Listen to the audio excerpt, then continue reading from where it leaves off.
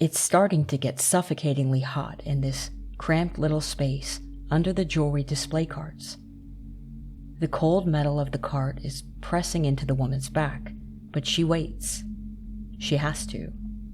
There isn't really any other choice.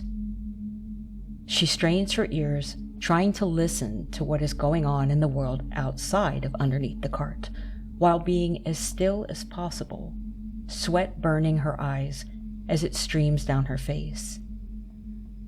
Every single time the wind blows, she worries that the colorful curtains surrounding the jewelry cart will shift, expose her, and give her hiding spot away to the men who had pulled up in several vehicles minutes ago outside the mall. Just 24 hours ago, the Taliban announced brand new mandatory rules for how a woman must wear a hijab in public. In Afghanistan, these rules have been changing constantly, becoming harsher, with terrifying consequences for the women who can't keep up. As soon as the woman who is currently hiding under the cart heard of this change, she and her mother rushed to the market. They had to buy a chadar, a loose, full-body covering, to satisfy the new law. But it seems as though she might already be too late. Because just as they had been standing right there by a vendor's cart, trying to buy the fabric that would keep her safe, those vehicles pulled up at lightning speed. Not too fast for Mom to push her into that hiding spot, though. The men in these vehicles are from the Ministry for the Promotion of Virtue and the Prevention of Vice, the morality police. The woman can now hear the faint sound of her mother desperately haggling with the vendor. Suddenly, she hears her mom softly calling her name from the chaos of the panicking crowd. She carefully crawls out from under the cart, and before she can even look up, a heavy, black fabric, patterned with flowers, is thrown over her head. At that very moment, she feels immense relief, because she has just quite literally been saved from enduring a Taliban prison. Her mother, gasping for breath, whispers, "Fix it. Move. Let's go." They are inside the restaurants right now, dragging out those who don't have one. They barely escaped that day. And this isn't the last time she is targeted either. You see, this woman is a freelance reporter, writing under a fake name for her own survival. The very next day, she puts on full veil and goes back out into the streets of Herat. She wants to see what is happening to the women of her land. She gets into a shared taxi, later recalling that the atmosphere was suffocating. Every woman inside is covered, wearing medical masks to hide their faces, whispering and cursing the regime. One woman looks at her and says, "We have been buried alive." On her way home, her three-wheeler taxi violently jerks to a stop at an intersection. A Taliban guard rips the door open, looks at her, and tells her to get out. She protests, "Why? I am wearing the hijab." The guard screams at her, calling her an infidel, a whore, an immoral woman. He demands to know where her mahram, her male guardian, is. He scolds her for sitting alone with a male taxi driver, chastising her that Satan would tempt her. Now really think about how terrifying these encounters would be, the psychological toll they would take day in and day out, the searing heat, the trauma, and the constant terror. Something inside this woman finally breaks. She doesn't look down. She stares directly into this man's soulless eyes, feeling any sense of control slipping away. She gets out of the vehicle and yells, "Satan is better than you. You have made people hate religion. They will put me in one grave and they will put you in another. I swear to God, if anyone comes toward me, I will hurt myself right here." The guard seems completely stunned. The crowd of bystanders stop, staring with angry, burning eyes at the Taliban member. The air is thick with tension. The guard tells her that they are taking her to the directorate, but she refuses to get into their vehicle. She turns around and simply starts walking home under the burning sun. And because of the sheer anger of the crowd backing her up, the guard actually backs down. Against all odds, he lets her walk away. She makes it home, but her body completely collapses from the sheer trauma and also heat stroke. She ends up in a clinic on an IV drip. And for a third time, within the span of a few days, she comes directly into contact with the Taliban as she is leaving a clinic at midnight on a motorcycle with her actual brother. The Taliban force them off of the bike. They interrogate her brother and demand she recite the names of her father and her grandfather just to prove family relations before letting them go into the night. When we look at Afghanistan from the outside, it is so easy to fall into the trap of abstract politics that can be challenging for a Westerner to understand. Also, a post-colonial savioristic mindset is something we're kind of taught growing up, so it can be difficult to ignore that when it comes to other cultures. But I'm asking you to do that here. However, that doesn't mean excusing a culture's harmful treatment of women. What is playing out in the situation I described is the reality for Afghan women and girls in the present day. A shifting maze of survival where even an inch of exposed skin or a ride home from the hospital can cost you your freedom and quite possibly your life. And it raises many questions, doesn't it? How did this happen? How are women being treated as though they are illegal in and of themselves? Was it always this way? Were women in Kabul wearing miniskirts in the early 60s and 70s, as people like to suggest through photographs on social media? And is it the Taliban's extreme, unfair interpretation of Sharia law that is forcing Afghan women to live like some dirty secret in their own land? I will do my best to answer these questions with deep respect for the culture, but also through an absolutely unapologetic feminist lens. But brace yourselves, because if you only look at the history of the ruling governments, the invading empires, and the militarized factions who have fought over this land, you will find a landscape utterly dominated by men and worse men. But that isn't the whole story, because on the streets, away from the palaces, there is resistance. People taking risks and trying to make change. This episode is about survival, huge class differences, and the hypocrisy of patriarchy. I'm Nicole Davenport, and this is Great in the Sack, when misogyny leads to mayhem.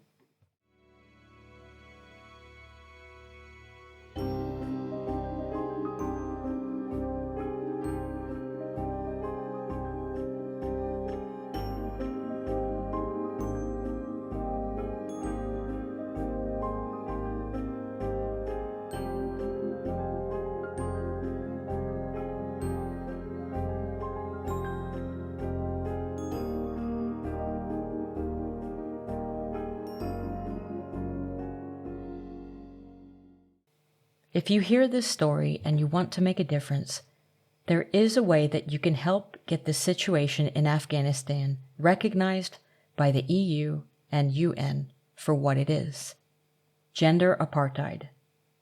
In the show notes, there are 2 petitions by journalist and activist Bakhtash Siawash that you can sign in order to help finally make this problem official. There is also a link to an account called AFG Unseen, which makes artwork to try to show what women and girls of Afghanistan experience. And in addition to that, I will leave a few links to contribute to getting help to women in Afghanistan. Content warning: there will be heavy discussions of sexual assault and child sexual assault, amongst other heavy topics. Use discretion when listening. That being said, let's get into it. The year is 1996. A man is standing at the Sarubi Dam, a narrow valley that acts as an impregnable natural fortress, guarding the road to Kabul. Alongside him are 1,800 battle-hardened fighters, loyal to Gulbuddin Hekmatyar, an infamous warlord known as the Butcher of Kabul. The man standing at the dam is heavily armed and waiting for the Taliban to crest the horizon. Then they appear. But it's not a typical military charge the Taliban is executing. The first line of the Taliban convoy is completely unarmed. They are young religious students wearing stark white turbans, clothed in white shrouds, walking forward and hugging copies of the Quran tightly to their chests. White is Islamically symbolic of spiritual purity, peace, and dedication. A white shroud is traditionally worn by deceased Muslims. Right behind this ghostly white vanguard is a second line. These men are wearing green and black turbans, and their assault rifles are raised and ready.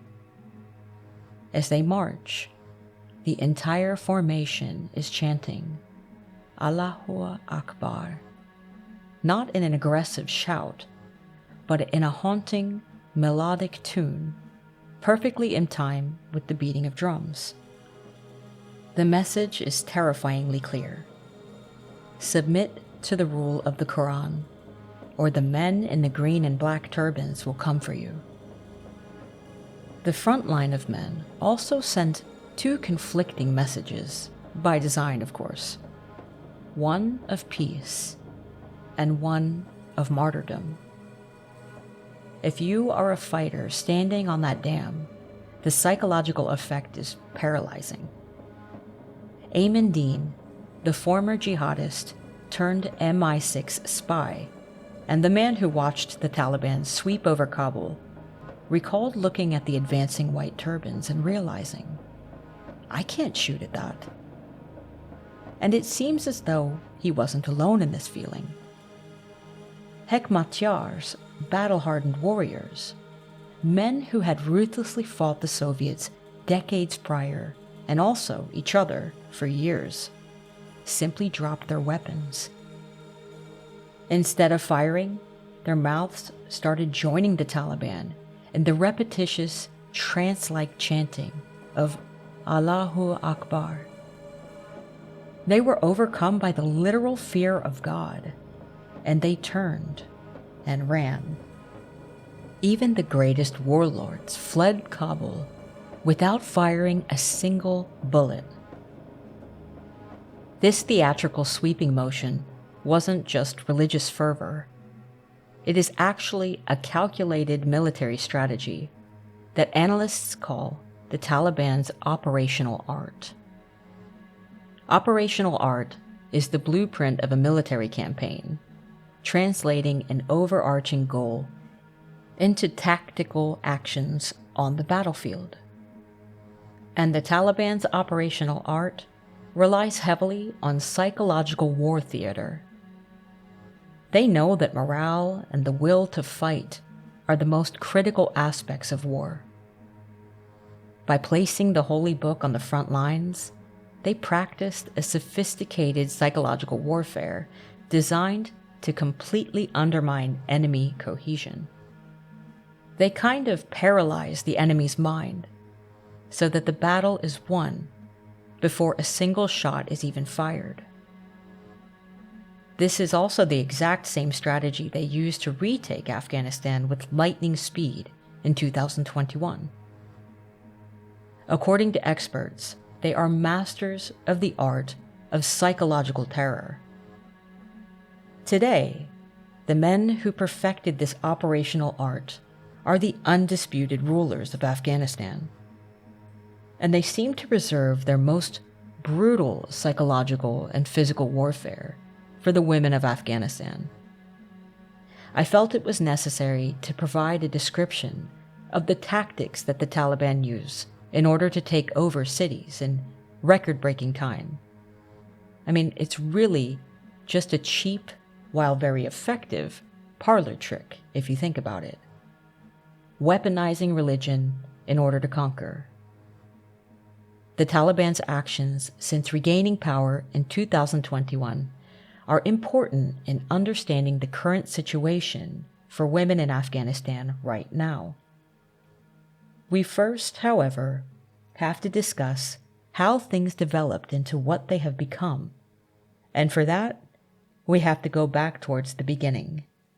Because as we will soon see, life for women in Afghanistan has been historically complex and nuanced, pendulating dramatically between urban reform and rural backlash in the last half of the century. So, historians often call Afghanistan the crossroads of Asia, a massive roundabout on the ancient Silk Road where the world's greatest empires collided and merged into each other. Everyone from Alexander the Great to the Persian Empire to Genghis Khan marched their armies into these mountains, and unlike later empires, they actually conquered and stayed.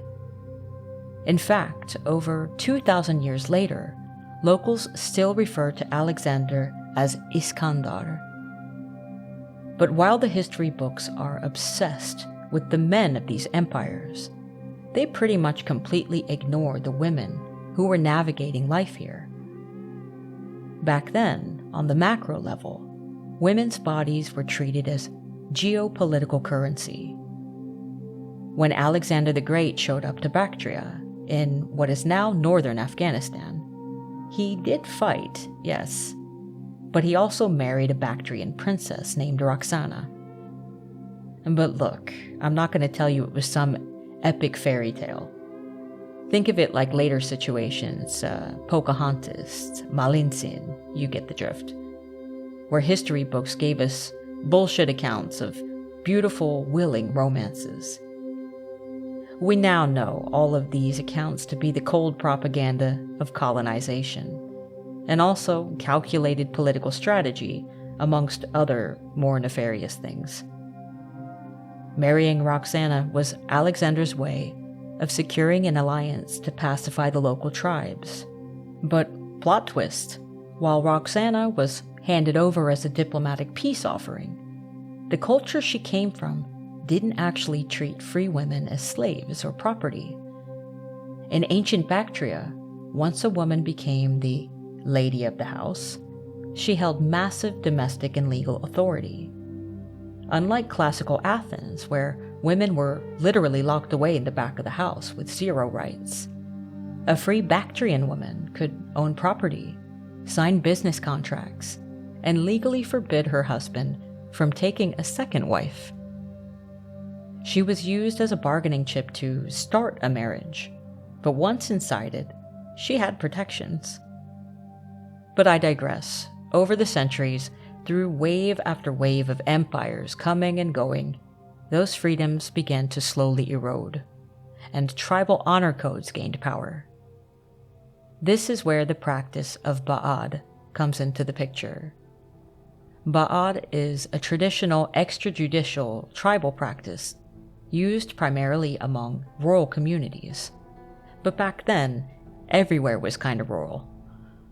This was to settle blood feuds, disputes, or crimes like murder and theft.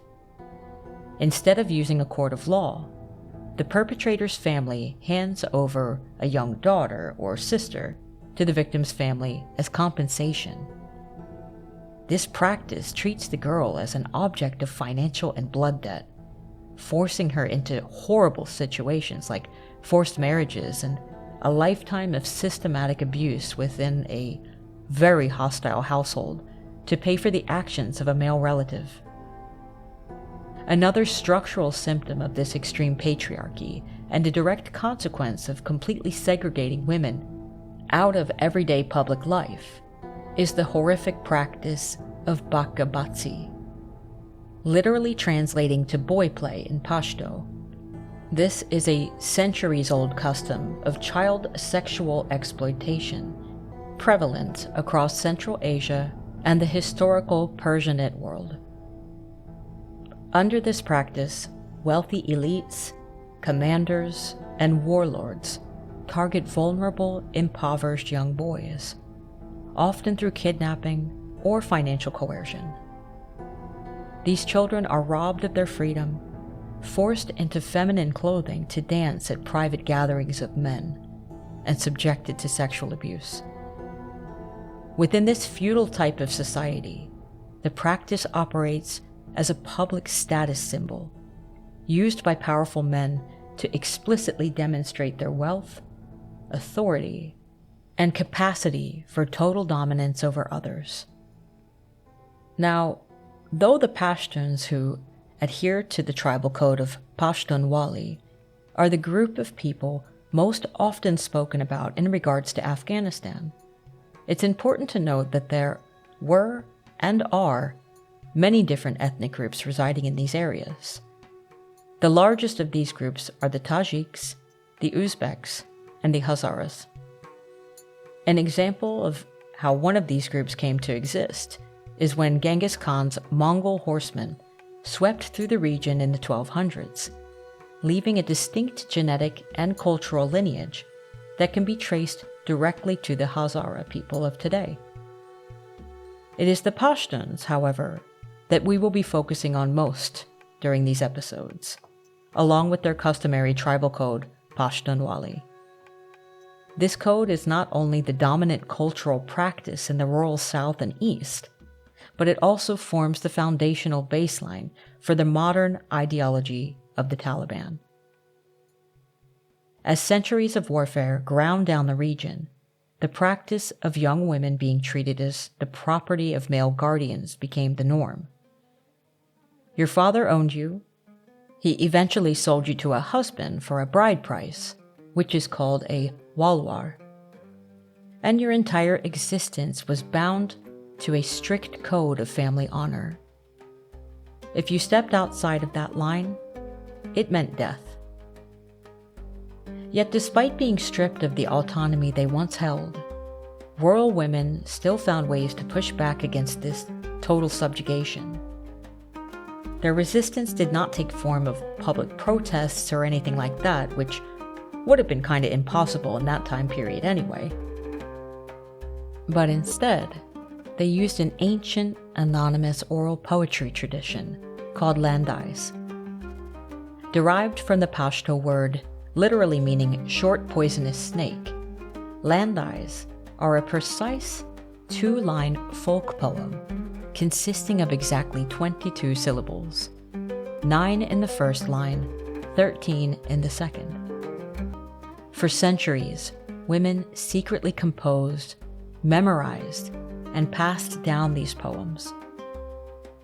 Because they were entirely anonymous, they allowed women to voice forbidden truths, deep grief, and rage against abusive husbands, forced marriages, and the trading of their bodies without fear of punishment at all. These poems were strictly a collective female activity. Women shared and sang them in safe spaces, completely hidden from the patriarchal gaze, while doing laundry together at the riverbanks, or fetching water, or even gathering for embroidery work. While the male-dominated historical narrative records these women as silent and submissive, their oral history tells a completely different story. The following is a landai addressing the brutal reality of a young girl forced into marriage with an old man for a high bride price. Cruel people who see how an old man leads me to his bed, and you ask why I weep and tear out my hair. Another exposes the financial exploitation of daughters by the very family members who were supposed to protect them. When sisters sit together, they always praise their brothers.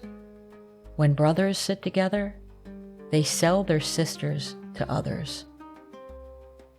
Through these verses, rural women maintained a continuous underground type of rebellion against the tribal laws of the land.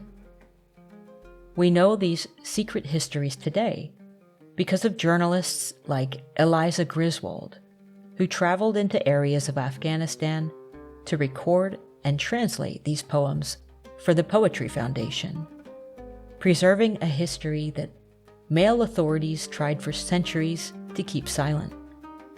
And the women didn't just target abusive husbands or greedy family members in their poems. They also aimed their words directly at the religious leaders who enforced their seclusion. In Pashtun society, the village mullah held absolute moral authority over what a woman could wear and where she could go. But the women saw right through this religious performance. One landai exposes this exact hypocrisy, mocking the very tribal priests who demanded their modesty. You order me to cover myself, mullah, yet you look at me out of the corner of your eye. Here are a few other landais that I found interesting. My lover wants to keep my tongue inside his mouth, not for the delight of it, but only to establish his steady rights on me. Oh, rooster, wait a little with your song. I have just come into my lover's arms. Gently slide your hand inside my sleeves. The pomegranates of Kandahar have blossomed and they are ripe. My friend, which of these two to choose? Mourning and exile arrived at my door together. See the dreadful tyranny of husbands. He beats me and then forbids my weeping. Now, what makes these landais so powerful is their fluid adaptability throughout time. Because it is a purely oral tradition, women seamlessly remixed the words to weaponize them against whoever was oppressing them at the time. Before the foreign invasions, a woman might sing a couplet mourning a forced marriage or cursing the high bride price that sold her off like livestock. But when the British Empire marched into the mountains during the 3 Anglo-Afghan wars, the poetry shifted a bit. Women sang verses damning the foreign soldiers and mocking any Afghan man too cowardly to fight them. Decades later, during King Zahir Shah's reign, the words adapted yet again, shifting back inward to lament the misery of being stuck in a remote mud brick compound while the men left the villages to look for work in the distant cities. The empires and people in power changed, but the landais remained an unbroken chain of a kind of secret history, perfectly revamped to match the exact situation each generation found themselves in. So, it was in this landscape of strict tribal codes and secret female resistance that, around the 7th century, the religion of Islam began making its way into the region. This happened through successive Arab conquests, finally solidifying and taking deep root by the 10th century. To put it simply here, the Quran is to Islam what the Holy Bible is to Christianity, the foundational, sacred written text that dictates the laws and morals of the faith. And before we go any further, though, it is critical to get the vocabulary right. A person who practices the religion of Islam is a Muslim. they are not an Islamist. An Islamist is not a regular person practicing a faith.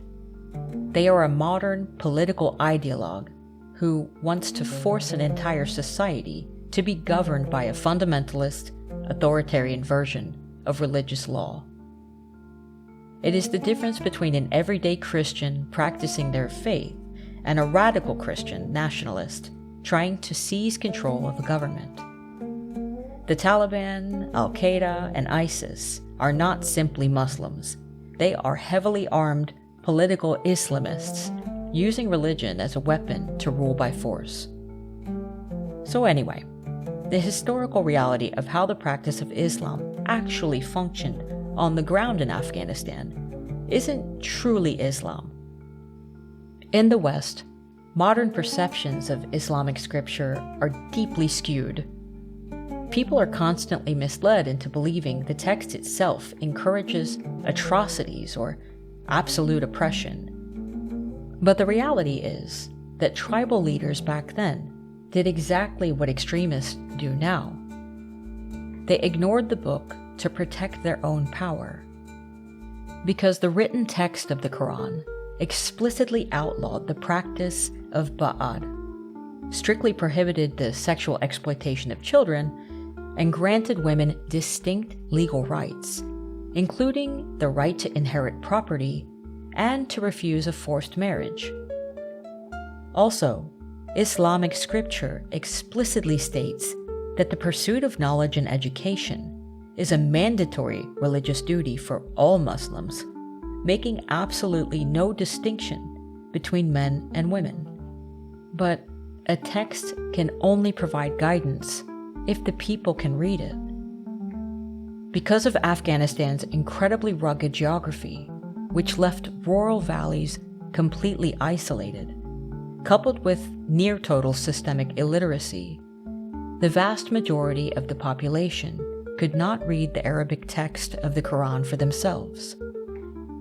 They relied entirely on local feudal lords and village religious leaders to interpret the faith for them. This allowed the rural ruling class to ignore parts of the Quran that threatened their money or their power, blending the religions seamlessly in with their ancient tribal codes like Pashtunwali. Over the centuries, the written theology of the text was effectively overwritten by the unwritten customs of the tribes, until the two became completely indistinguishable to the people living under them. But when the rest of the world started to change in the early 20th century, Afghanistan did too. Let's skip ahead to 1919. This is the year women in Sweden got the right to vote.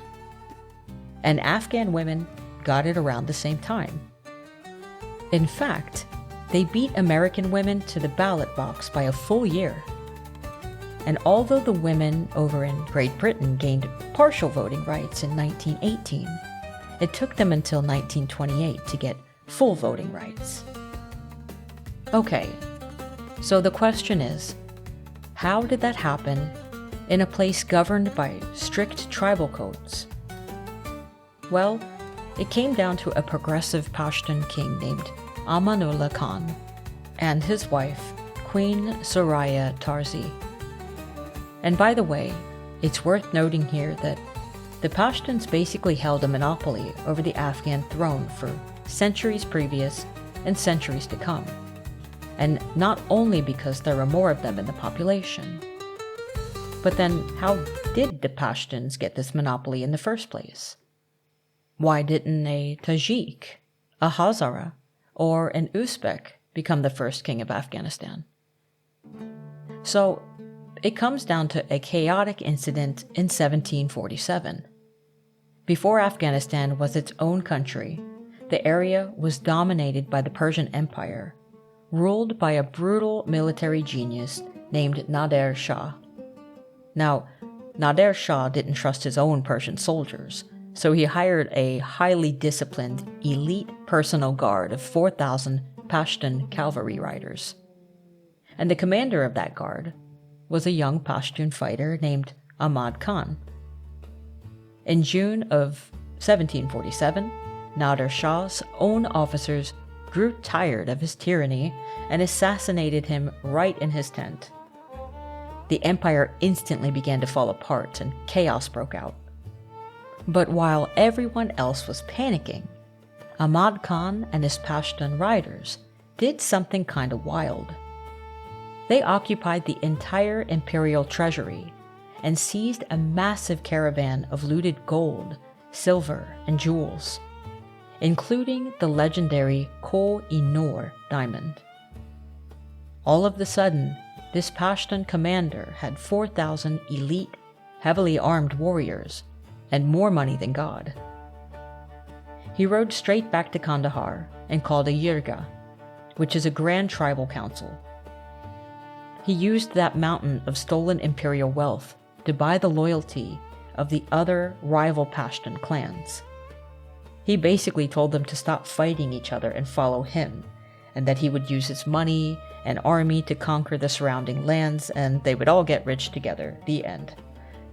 Anyway, they crowned him king, and he changed his name to Ahmad Shah Durrani.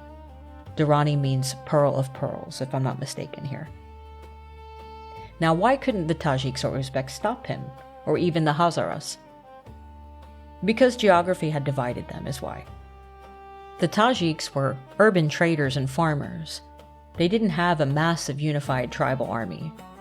The Uzbeks were far to the north, divided into their own independent kingdoms. And the Hazaras were completely decentralized from one another.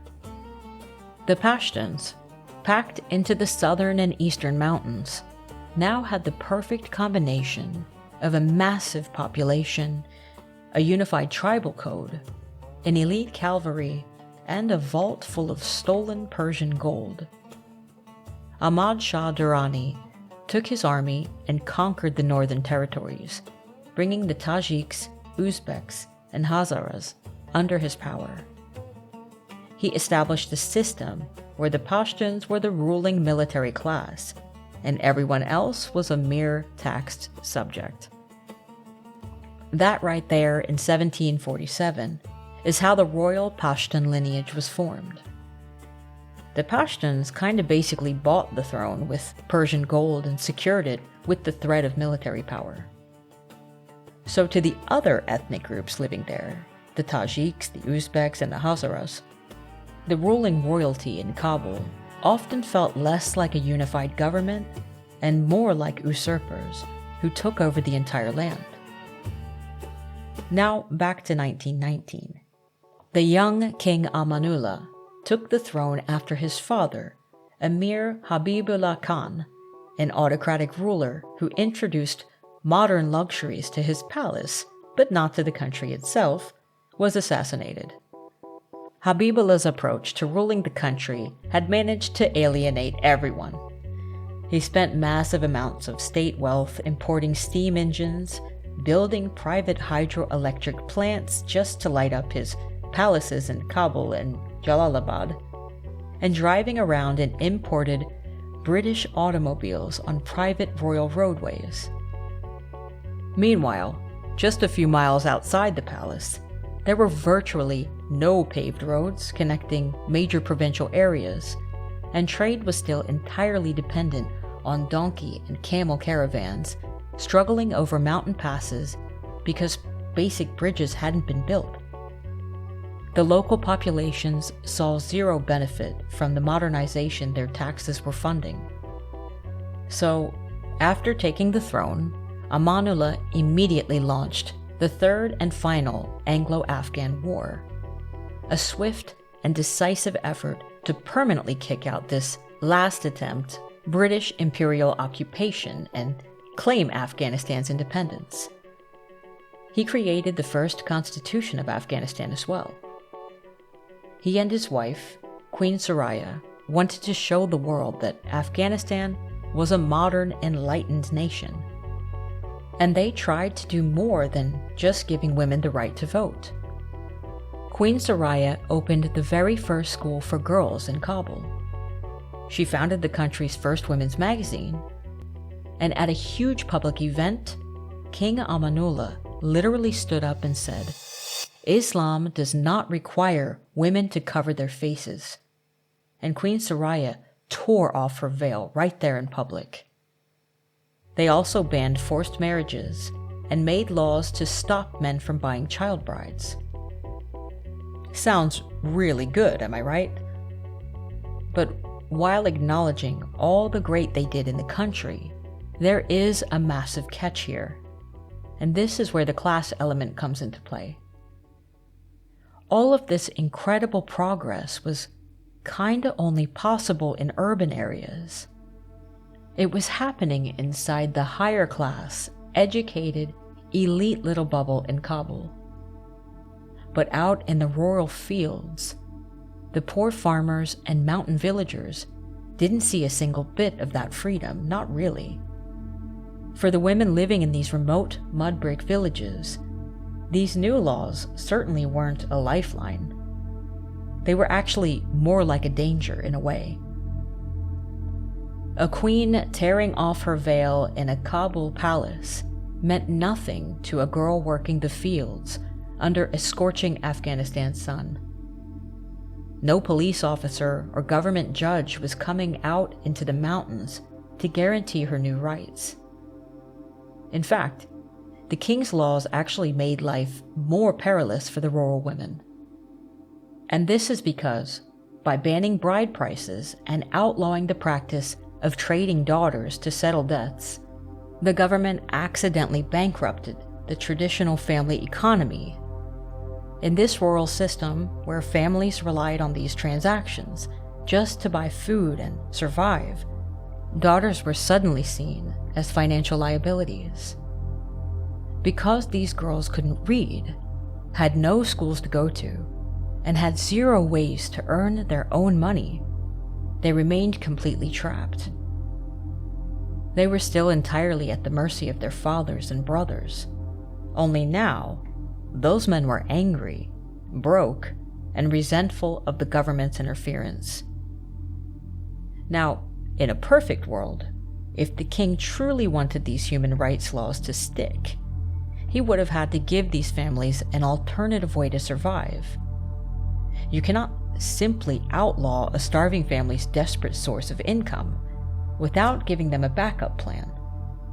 If the government had built rural trade networks, subsidized farming tools, or created financial safety nets to balance out the sudden loss of bride prices, no matter how terrible they are, the tribes might not have seen these laws as an attack on their very survival. But the king didn't do that. He handed down moral decrees from his palace in Kabul, offered zero financial compensation to the countryside, and left rural families to either break the law or starve. The massive disconnect between the city and the countryside is exactly what sparked the explosive tribal rebellion of 1928. To the rural tribes, the king was a godless dictator, destroying their way of life and taking their money. By January 1929, the pressure was too much. King Amanullah and Queen Soraya were forced to pack their bags and flee the country into permanent exile. Stepping into this gaping new power vacuum was a figure named Habibullah Kalakani, famously known as the Bandit King, or Bakka-e-Sakao, which translates to the water carrier's son. I apologize to anyone listening who knows I'm totally butchering these names. Sorry about that. Anyway, the Bandit King was a highly conservative, illiterate tribal rebel who immediately tore down every single one of Amanullah's reforms. He closed the girls' schools, forced women back into total isolation, and made the veil mandatory again. And so, the pendulum swung back towards rural rule. But the Bandit King didn't last long. He ruled for just 9 chaotic months before he was overthrown and executed by a powerful military general named Nadir Shah.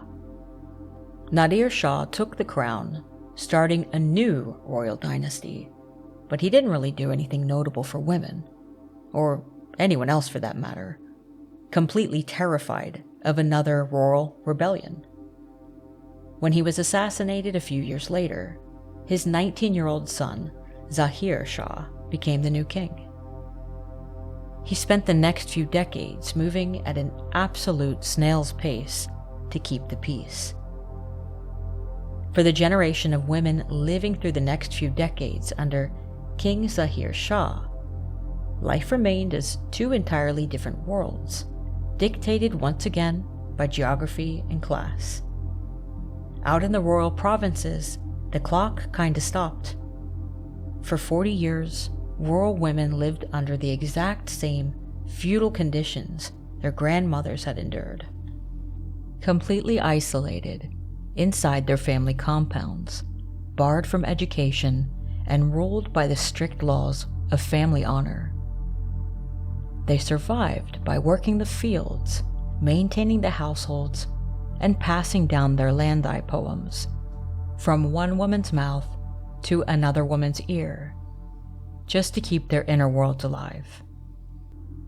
For them, all the monarchy meant was an engraving on a coin. But in Kabul, the king was in it for the long haul, still moving forward with progress, but oh so slowly. After having watched his father get assassinated, Zahir Shah knew he shouldn't rock the boat due to the volatile vibe of the country. If he forced change on the countryside, the tribes would surely burn down the cities.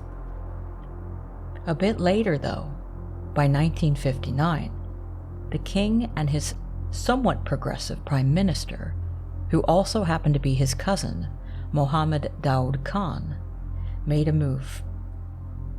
Instead of banning the veil outright like the previous exiled king had done, they simply made it optional. This voluntary approach completely transformed the lives of urban women. By the 1960s and 70s, a new generation of Afghan women were attending Kabul University, working as doctors, nurses, and teachers. For these city women, this 40-year window was like a golden era of possibilities. Now, if you Google history articles about Afghanistan, it is within this time frame that those famous photographs come from. You know, the ones people share on social media to show what the country used to look like. You see black and white snapshots of smiling women walking through Kabul in high heels and mini skirts and other Western fashion. But looking at these photos and thinking they represent the whole country is a massive misconception. That visual progress was an exclusive luxury for the people living in the urban areas. Out in the rural provinces, life was still exactly as brutal and locked down as it had been for centuries before King Amanullah ever took the throne. It was a deeply unfair kind of lottery of birth. If you were a girl born into rural poverty, no one was coming to rescue you, build you a school, or tell you that you could take off the veil. You were stuck. So while those vintage photographs of Kabul represent a beautiful era of genuine progress for a small population of city women, they also mask the tragic reality that millions of rural women were kind of left behind. But all of the sudden, the political ground began shifting. You see, the Prime Minister Daoud Khan wanted to drag the rest of the country into the modern world much faster than the cautious king wanted to allow.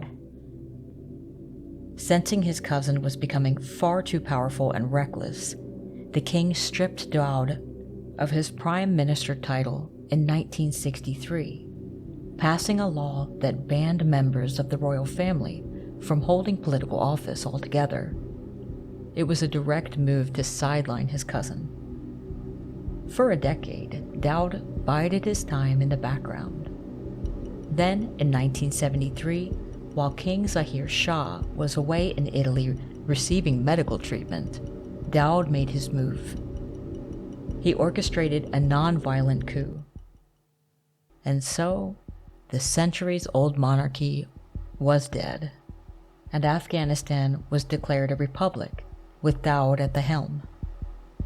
At first, things under Daud seemed to resume with a sense of control. His approach to transforming society was famously summed up by his own motto, Qadam bi Qadam, or step by step. He knew he was dealing with an intensely conservative country, so he deliberately kept a cautious pace. But make no mistake, he was still moving much faster than his cousin, the king. For urban women, the social landscape had already begun expanding during his earlier stint as prime minister in 1959, when he pushed through the voluntary lifting of the veil and the end of female seclusion in towns. Under his new republic, women increasingly walked the streets and worked in state offices in cities like Kabul. But as per what seems to be the usual, while the cities felt some sense of modernization, rural life stayed deeply traditional and pretty much untouched. So this reality brings the opportunity to speak about what Sharia law really is and how it handled everyday life. It was actually understood to be the law of the land back then, and it also seems to change, sometimes significantly, whenever the pendulum swings between modernization and uprising. Standard traditional Sharia law, as it was historically used in the countryside, was actually a much more tame, predictable framework for civil society. For everyday Afghans, it wasn't necessarily about a political ideology. It was just the baseline legal system that handled order in everyday life, things like marriages, divorces, inheritance, and business transactions. But let's not get it twisted here. Even traditional Sharia law was heavily patriarchal and very much weaponized against women. Under the standard system, a husband could decide to dissolve the marriage without needing any legal grounds. He just had to notify his wife and wait that mandatory 3-month period, and it was final. But for a woman, it was a near impossibility. She had to go before a male judge and prove her right to separate under very strict rules. This type of jurisprudence ran on a specific branch of Sharia called Hanafi jurisprudence. The everyday reality of Hanafi law was a dead end for women trying to survive a bad marriage. For instance, if a man abandoned his wife, the law basically said that she had to wait until his 90th or 120th birthday before she could officially get a divorce. The attempt at change for this system happened right at the start of Daud's republic because of a woman named Aziza. She was trapped in a dangerous situation. Her husband, Goth, was suffering from a severe permanent mental illness, or what the legal documents called permanent insanity.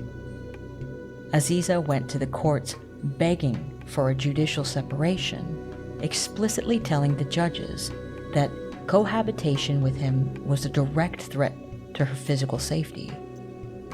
But the primary court threw her case completely out because under strict Hanafi rules, mental illness wasn't on the narrow, approved list of reasons that allowed a woman to leave. Aziza's case caused a massive uproar among Afghanistan's modernists, forcing the Supreme Court and the Ministry of Justice to intervene. They seemed to finally realize the system was locking women into intolerable situations. So, while Daud was still firmly at the helm in 1977, a new civil code was pushed through. The rigid Hanafi rules were basically bypassed, and a much more open system from a different school of Islamic law began being used, just so women could finally, technically, ask a court for a divorce if they were being beaten, abused, or abandoned. Yet even with these new laws on the books, the bias remained. A woman could report abuse, but judges would routinely demand independent eyewitnesses to the violence. If a guy was beating his wife at 10 o'clock at night inside their home, how was she supposed to produce eyewitnesses? And it was also like a trap to attempt to get a divorce on grounds of something like sexual assault, because if you didn't have the witnesses, the judge could turn around and accuse you of adultery, which carries an enormous punishment, not to mention stigmatization. If a woman somehow managed to get out, she faced an incredibly high risk of being completely ostracized and cast out by her own family and community to protect the family's honor. Women were never really left with any good choices, even as the cities were supposedly modernizing. But now, back to Daoud and his step-by-step approach. It seemed it wasn't fast enough for everyone, especially when it came to the local Marxist factions, the People's Democratic Party of Afghanistan. They didn't think Daoud was moving anywhere near fast enough, as far as modernization goes. Tensions boiled over in April 1978, after a prominent leftist figure was murdered. Fearing Daoud was about to entirely wipe out their leadership, the Marxists struck first. They launched a military takeover known as the Sour Revolution. They cornered Daoud in the presidential palace, and when he refused to surrender, they executed him alongside 17 members of his family. The regime that took over was largely dogmatic. Unlike Daoud's cautious gradualism, as it's called, these new leaders favored a total top-down enforcement of Marxist-Leninist ideals with absolutely no alternatives. They wanted to completely dismantle what they viewed as backward Afghan customs overnight. They immediately implemented radical top-down decrees trying to completely upend traditional marriage structures by legally abolishing traditional bride prices down to a much smaller sum. Now, again, this might sound like progress, but regardless, it completely backfired, and these guys were pretty terrible. As previously discussed, in rural villages, the bride price was a central economic income that families relied on, and it provided a built-in type of financial insurance policy for a woman in case of divorce. The communist decree completely ignored that and offered absolutely nothing to replace it. And the hypocrisy of this takeover was pretty bonkers. These militants claimed to be champions of the common people, yet they had almost no real understanding of their own rural society. Because of that, they relied heavily on hardcore intimidation. They sent young, aggressive party cadres from the cities out into the villages to enforce these rules, sometimes literally at gunpoint. If local elders or mullahs resisted, they were brutally beaten, their houses were pillaged, and their religious books were burned. Instead of mobilizing the poor, it united whole rural communities in utter rage against what they saw as an atheist government occupying their land. The chaos extended into the cities too. The regime actively rounded up, tortured, and/or executed thousands of intellectuals and professional class citizens. Basically, anyone they deemed as an enemy of the state. They even arrested entire families. In fact, they locked up 74 royal women and children under incredibly harsh prison conditions at Pul-e-Sharki, that permanently shattered the health of many of them, before eventually exiling them under intense international pressure. But if we want to see just how chaotic and unstable this regime truly was, we have to look at the absolute madness happening at the very top between its two key leaders, Nur Mohammad Taraki and Hafizullah Amin. Amin was incredibly bloodthirsty, aggressively pushing for maximum terror to force the country into complete compliance. Yet behind the scenes, dude was paranoid as fuck. By September 1979, the two turned on each other. Amin overthrew Taraki and had him secretly murdered, literally suffocated to death with a pillow. Amin took control, declaring that the only thing the Afghan people recognized was extreme force and violence. This is where the story gets even wilder. The Soviet Union watched their puppet state descend into utter chaos under Amin and decided he was entirely unhinged. They wanted him gone.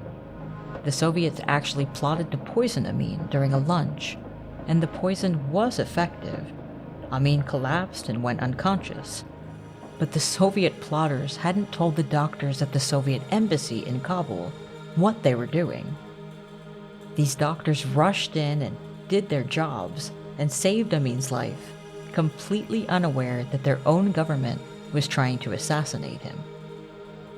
Realizing the covert poisoning failed, the Soviets decided they had no choice but to launch a full-scale military invasion in late 1979.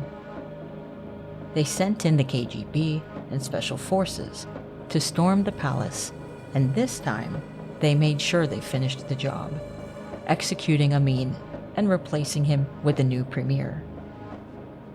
When the country inevitably went into a full-blown civil war following the Soviet invasion, the tactics used against the population became even more horrific.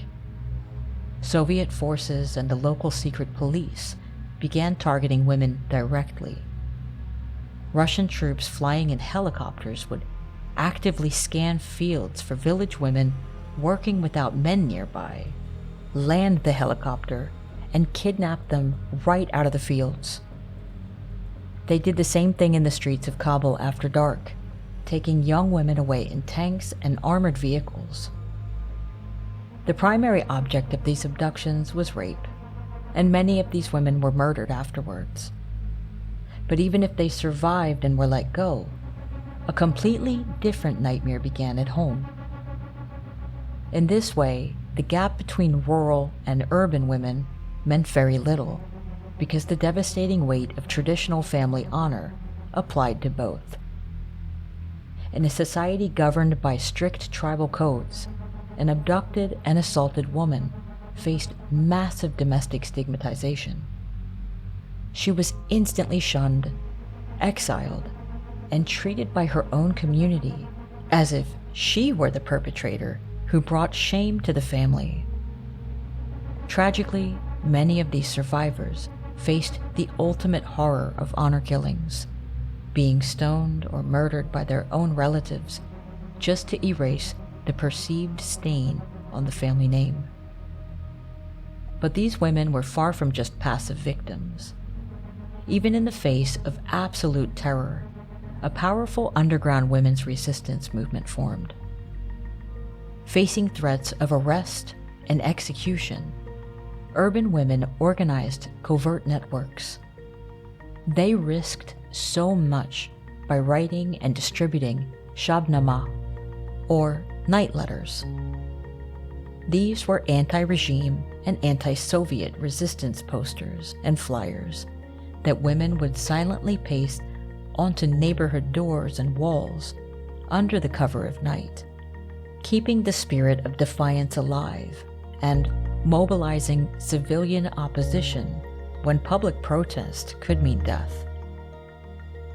Tragically, the occupying forces met this defiance with indiscriminate terror, and perhaps the most sinister weapon of the entire occupation, which was the widespread deployment of scatterable mines. The Soviet military laid down countless pt.1 plastic mines, famously known as butterfly mines. This was due to their curved, wing-like shape, which was engineered so that they could glide safely to the ground when dropped from aircraft. But because they were manufactured in bright green, blue, and white plastics, they looked exactly like playthings to a child. Children would spot them lying in the dirt, think they were toys, and pick them up, only to be blown up or permanently maimed. Most historians say that it was a deliberate strategy of terror, designed to break the psychological spirit of the population, and it also left deep trauma on generations of Afghan families. So how did this massive Soviet occupation actually come to an end? It wasn't through a traditional battlefield victory. Instead, it was a war of attrition. The Afghan resistance fighters, called the Mujahideen, which is a broad term to describe any resistance fighter really, deliberately chose a strategy to make the entire country completely ungovernable and also kind of unlivable.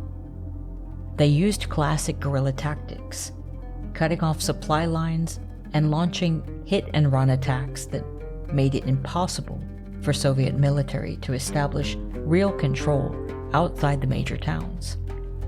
And they, of course, had massive help.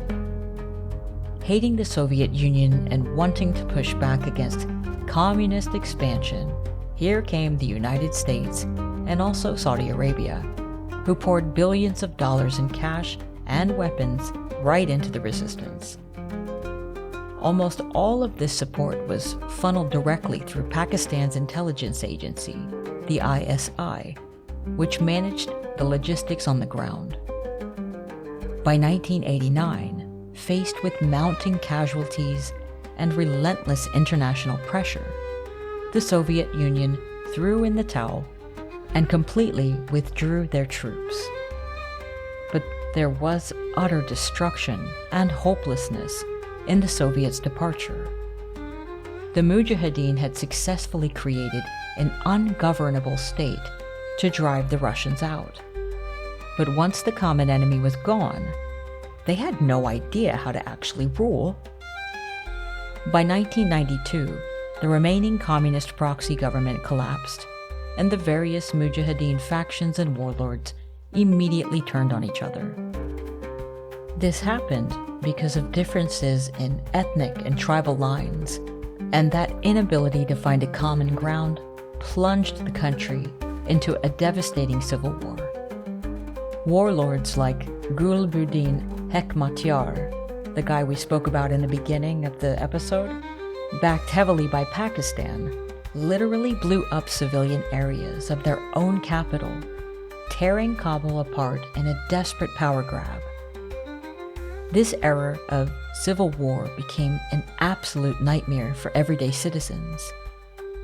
There were no functioning government departments, no police, and absolutely no system of justice.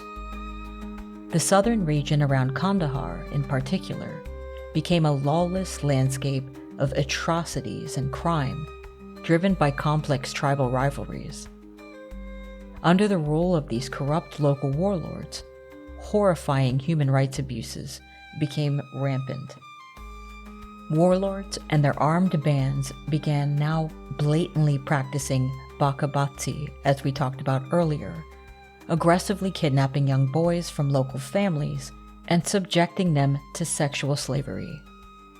They were targeting women and young girls as well, treating the population with a level of cruelty that made survival a daily challenge. With all of this absolute chaos and devastation that was happening under the warlords, a new force began to make its appearance. They called themselves the Taliban, which in the Pashto language literally translates to students. Now, these were not the type of students you or I might picture going to an ordinary university to study science, literature, or math. These were young men, many of them orphans, who had been forced to flee Afghanistan during the Soviet occupation and the subsequent civil war. They grew up in refugee camps along the Pakistan border and were educated in rural religious schools called madrasas. In these isolated schools, they were taught a deeply rigid and uncompromising interpretation of what's called Deobandi Sunni Islam, which heavily fused with ancient strict Pashtunwali tribal codes. To the exhausted people of Afghanistan, especially in the rural villages, the Taliban looked kind of like relief. They didn't see them as fundamentalist extremists, not at first. They saw them as an answer to their prayers for simple law and order. The country had been completely broken by years of war, and people just wanted the violence and the explosions to stop. Leading this movement was a one-eyed village cleric named Mullah Muhammad Omar, and his rise to power is surrounded by a lot of lore. As legend has it, the turning point for Mullah Omar came in 1994 in Kandahar, when a local warlord kidnapped 2 teenage girls, shaved their heads, and brought them to a military camp to be repeatedly assaulted. Outraged by the lawlessness, Mullah Omar gathered a small group of about 30 students, armed with just a few rifles, and attacked the camp. They rescued the girls and publicly hanged the warlord from the barrel of a tank. Another version of the lore says that he did the exact same thing to a warlord who had kidnapped a young boy to assault him, because the exploitation of both women and young boys by the Mujahideen was rampant, so both versions worked. There were several other versions too, but who knows if any of them were real. This myth of the Taliban as Robin Hood-style liberators who executed rapists and cleared corrupt checkpoints made them incredibly popular, incredibly fast. But the reality of what they were bringing was not justice. It was total subjugation, as everyone is pretty well aware of. To understand the mindset of the regime that was about to swallow the country whole, you have to look at one of their earliest mottos. Reason can be thrown to the dogs. It stinks of corruption.